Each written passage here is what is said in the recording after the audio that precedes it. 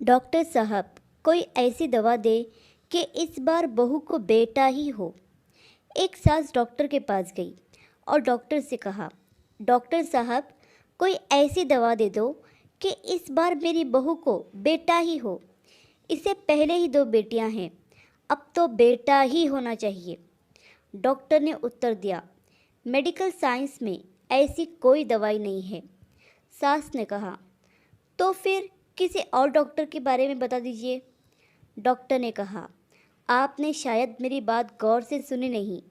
मैंने ये नहीं कहा कि मुझे दवाई का नाम नहीं पता। मैंने कहा मेडिकल साइंस में ऐसी कोई भी दवाई नहीं है। लड़की का ससुर भी साथ ही था, कहने लगा, लेकिन वह डॉक्टर तो। डॉक्टर ने ससुर की बात काटते हुए कहा, वह नकली डॉक्टर होगा।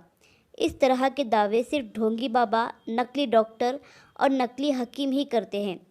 वह सब फ्रॉड होते हैं। इतने में यह बात सुनकर लड़की का पति भी वहां आ गया और कहने लगा, तो क्या अब हमारी पीढ़ी आगे नहीं बढ़ेगी? डॉक्टर ने आश्चर्यचकित होकर पूछा, यह पीढ़ी आगे बढ़ना क्या होता है? आपके जीन्स का अगली पीढ़ी में अंतरण होना ही पीढ़ी आगे बढ़ना होता है ना? तो ये काम तो आपकी बेटियां भी कर देगी। बेटी की ही आवश्यकता क्यों है? आप तो एक साधारण मनुष्य हैं। आपकी पीढ़ी में ऐसी क्या बात है जो बेटे के होने से ही आगे बढ़ेगी? ससुर ने कहा, मैं समझा नहीं। डॉक्टर ने बताया, साहीवाल दूध देने वाली गायों की एक विशेष नस्ल है। मान ले कि इस नस्ल की सिर्फ एक ही गाय बच जाती है, तो इस बात की चिंता होनी चाहिए कि यदि नस्ल जारी नहीं रहेगी तो अधिक दूध देने वाली गायें खत्म हो जाएगी। ठीक वैसे ही तोतों में भी एक विशेष प्रजाति के तोते होते हैं जो बातें करते हैं। मान लिया जाए कि इस प्रजाति का सिर्फ एक ही तोता बच गया, तो चिंता होनी चाहिए कि अगर यह भी मर गया तो यह प्रजाति खत्म हो जाएगी। आप तो दूसरे लोगों की तरह साधारण मनुष्य हैं, तो आप में ऐसी क्या विशेषता है? क्या आपको इतनी चिंता हो रही है कि आपकी पीढ़ी आगे नहीं बढ़ेगी तो कोई भारी नुकसान हो जाएगा? यह सुनकर ससुर ने कहा, डॉक्टर साहब, कोई नाम लेने वाला भी तो होना चाहिए ना? इस पर डॉक्टर ने ससुर से यह प्रश्न किया, क्या आपको आपके परदादा, उनके पिता और उनके दादा का नाम पता है? ससुर के पास इस प्रश्न का कोई उत्तर नहीं था। डॉक्टर ने कहा, मुझे पता है कि आपको आपके परदादा, उनके पिता और उनके दादा का नाम नहीं पता। जिस तरह आपको चिंता हो रही है कि आपका नाम लेने वाला कोई होना चाहिए, ठीक वैसे ही आपके परदादा को भी यही चिंता हुई होगी। फिर भी आपको आपके परदादा का नाम नहीं पता।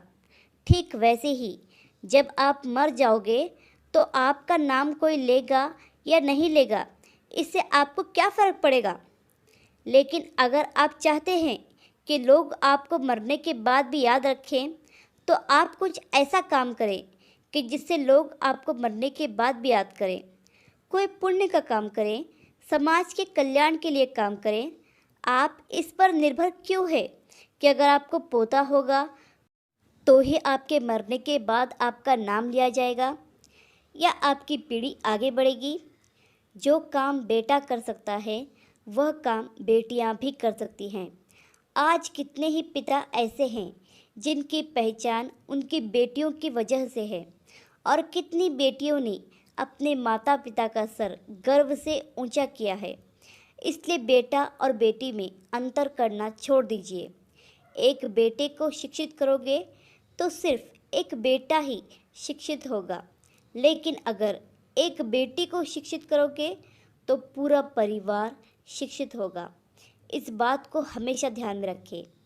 डॉक्टर की बात सुनकर लड़की के सास, ससुर और पति को अपनी गलती का एहसास हो गया और वह चुपचाप वहां से चले जाते हैं।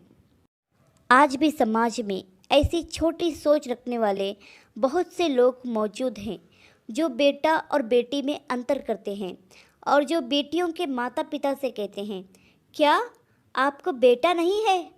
और ऐसे दर्शाते हैं कि बेटा न होना जैसे कोई गुनाह हो गया। और ऐसे कई परिवार भी हैं जिसमें बेटे वाली बहू का ज़्यादा मान सम्मान किया जाता है और बेटियों वाली बहू को कम आंका जाता है, जैसे उसने बहुत बड़ा पाप कर दिया हो। समाज की इस छोटी सोच को बदलना बहुत ज़रूरी है। आशा करती हूँ कि ये कहानी आपको पसंद आई होगी। चैनल पर नए हो तो चैनल को सब्सक्राइब ज़रूर कीजिए। इस कहानी पर आपकी क्या राय है हमें कमेंट करके ज़रूर बताइए और कहानी को लाइक और शेयर करना तो बिल्कुल भी ना भूलिए। कहानी सुनने के लिए आपका बहुत बहुत धन्यवाद।